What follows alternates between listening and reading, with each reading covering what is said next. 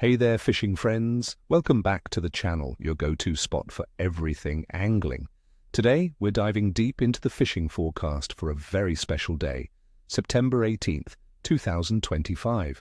It's that magical time of year in Canada when the leaves start to put on their spectacular show, the air gets that crisp autumn scent, and the fish get a whole new, aggressive attitude.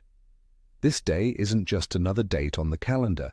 It holds some truly exciting potential for us anglers thanks to a fantastic mix of cooling waters and stable conditions.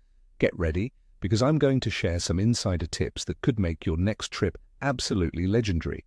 We'll cover everything from precisely where the big ones are hiding to what lures they just can't resist, and how the weather and moon will play their part. So, grab your coffee, sit back, and let's get into it. First up, my friends, let's talk about the incredibly feisty smallmouth bass.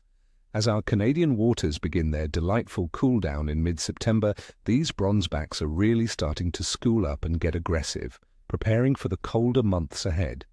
My experience tells me you'll find them congregating in shallow to mid-depth areas, typically from 6 to 15 feet.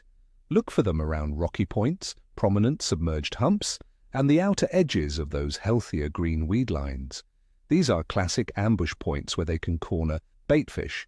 For tackle, a medium-light spinning rod, perhaps a 6.5 to 7 foot model, paired with 8 to 10 pound fluorocarbon line or a braided main line with a fluorocarbon leader, is your best bet for sensitivity and hook sets. Try tossing small, natural-colored crankbaits that perfectly mimic local minnows, or go with a finesse approach using Ned rigs or drop shots adorned with small, soft plastics like tubes, grubs, or creature baits. Vary your retrieve, but the key is to work those structural elements thoroughly. Remember, they're bulking up for winter, so they're on a mission to feed. Next, for those of you craving a powerful fight, let's focus on the toothy northern pike. These aggressive predators are also feeling the crisp autumn air and becoming increasingly active. You'll find them holding in and around any remaining healthy green vegetation, think cabbage beds or coontail, as well as along deeper drop-offs and near the mouths of creeks where baitfish are actively moving in and out. Target depths anywhere from 8 to 25 feet. For these giants, a medium-heavy to heavy casting rod, 7 to 8 feet in length with 20 to 30 pound braided line and a strong, bite-proof wire or heavy fluorocarbon leader, is absolutely essential. Don't skimp on the leader. Large spinnerbaits, substantial swimbaits, and even topwater lures early in the day or on overcast conditions can provoke absolutely explosive strikes. Don't be shy about casting into thicker cover. That's often where the biggest pike lie in wait for an unsuspecting meal. They are definitely in a feeding frenzy mood, so be ready for action. Now for the highly sought-after walleye, often called gold of freshwater fish. September is an absolutely fantastic month for walleye in Canada, as they become significantly more aggressive with the cooling water temperatures. They'll be moving from their deeper summer haunts to structure where baitfish congregate. Focus on main lake points, offshore humps, and the deeper transition edges of weed beds, often in 20 to 35 feet of water, especially during bright daytime hours. As evening approaches and into the night, they might push shallower onto rocky flats and shoals to feed, trolling crankbaits that dive to these specific depths, or a meticulous vertical jigging presentation with soft plastics, blade baits, or bait like minnows and leeches are all highly effective. A 7-foot medium-heavy casting or spinning rod with 10 to 12 pound fluorocarbon or braided line will give you the sensitivity and power you need. Always keep a close eye on your fish finder for schools of bait and nearby predators. That's your roadmap to success. Finally, for those who relish a deep water challenge, let's talk about lake trout. Late September marks a prime period for these magnificent fish, as they truly thrive in colder waters, ideally 10 degrees Celsius or less. You'll find them actively congregating around deep lake structures. Think pronounced submerged islands, extensive deep points, and steep breaks, often in depths ranging from 50 to well over 100 feet. Trolling with large spoons, substantial stickbaits, or even downriggers to present dodgers and flies at these precise depths is a classic and highly effective method. Alternatively, once you mark fish on your sonar, vertical jigging with heavy spoons, tube jigs, or even large soft plastics can be incredibly deadly. A heavy-action casting rod, perhaps 8 to 10 feet long, with 20 to 50-pound braided line and a strong fluorocarbon leader, is absolutely essential for battling these powerful fish. They're ramping up for their pre-spawn activities, meaning they're actively feeding and can offer some truly incredible drag-screaming fights. Let's break down the conditions for September 18, 2025, specifically in the Toronto region, which often sets the trend for much of southern Ontario.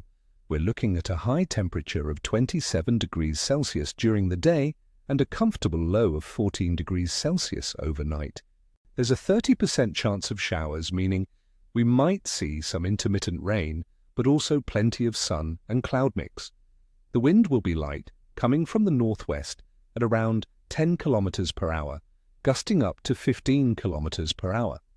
Atmospheric pressure should be relatively stable around the mid-range, which is generally favorable for fishing. This light northwest wind, combined with mild temperatures, often creates stable conditions that can be good for fishing, preventing drastic changes that might put fish off the bite. The slight chance of rain could even help by dampening light and washing some terrestrial insects into the water, making fish more active. Water temperatures across Canadian lakes and rivers in mid-September are generally cooling, averaging around 18.3 degrees Celsius. This cooling trend is the big trigger, friends. It signals to many fish species that winter is coming and it's time to feed heavily. This drop in temperature makes them more active and pushes them towards shallower foraging grounds, as well as into deeper structures where baitfish are moving. For species like lake trout, these conditions are ideal as they thrive in colder water. This is why we expect an increase in feeding activity across the board. On September 18, 2025, the moon will be in its waning crescent phase with about 12% illumination. We're just 3 days away from the new moon on September 21st.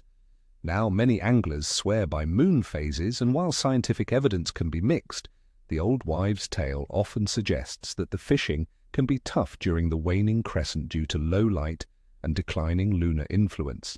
However, in my experience, strong feeding triggers like cooling water temperatures and active baitfish can often override these lunar effects. So, don't let a low illumination moon phase discourage you. Focus on the other factors. Considering all these factors, the mild, stable weather with light winds, significantly cooling water temperatures, and the pre-fall feeding frenzy, I'm predicting a good to excellent but toys overall fishing day. The cooling water is the dominant factor, driving many species into aggressive feeding patterns. While the waning crescent moon might suggest a slower bite to some, the combination of other favorable conditions, especially for bass, pike, and walleye, should lead to some fantastic action. Beyond our main species, don't forget that late-season panfish like crappie and perch will also be schooling up and can offer fast action, especially around docks and brush piles. And in the Great Lakes tributaries, the much-anticipated salmon and steelhead runs are really beginning to kick off, offering another fantastic opportunity for dedicated anglers. This truly is a transitional period where a wide variety of fish are on the move and looking to feed. Focus on transitional areas, structure, and current breaks where baitfish are likely to be concentrated.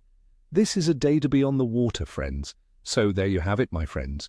Your comprehensive expert fishing forecast for September 18th, 2025. I truly hope this detailed breakdown helps you plan a successful, exciting, and ultimately a very rewarding day out on the water. Remember, friends, knowledge is your best tackle box out there.